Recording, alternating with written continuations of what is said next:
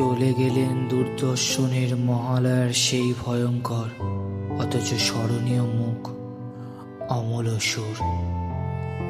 এক সময় ঝাড় গর্জনে কেঁপে উঠত মহালয়ার ভোর। আজ তার বিদায় নিঃশব্দে বড়ই বেদনাদায়ক। ৯০-এর দশকে দূরদর্শনের মহালয়া অনুষ্ঠানে মহিষাসুর চরিত্রে অভিনয় করে যিনি বাঙালির ঘরে ঘরে পরিচিত হয়ে উঠেছিলেন, সেই অভিনেতা অমল চৌধুরী আর নেই।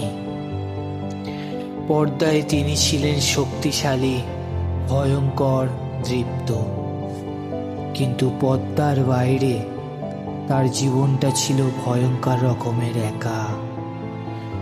সময় বদলেছে, কাজ কমেছে, আলো ধীরে ধীরে নিভে গেছে।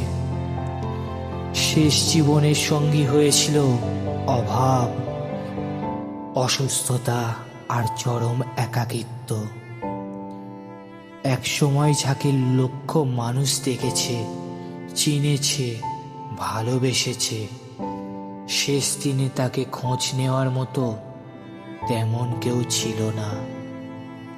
পৌষ সংক্রান্তির দিনে নিজের ঘরেই নিঃশব্দে থেমে গেল তার জীবন। এই মৃত্যু শুধু একজন শিল্পীর মৃত্যু নয়, এটা আমাদের সমাজের একটা আয়না, যেখানে শিল্পীর মূল্য থাকে আলো থাকা পর্যন্ত। আলো নিভে গেলে মানুষটাকেই ভুলে যায়।